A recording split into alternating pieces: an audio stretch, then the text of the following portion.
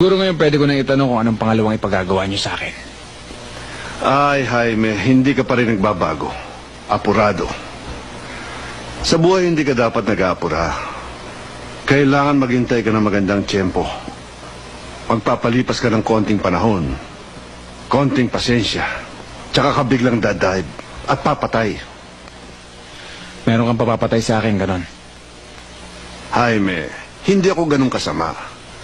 Gusto ko lang infiltratein mo ang pangkat ni Lador. I-report mo sa akin regularly kung ano mga plano nila.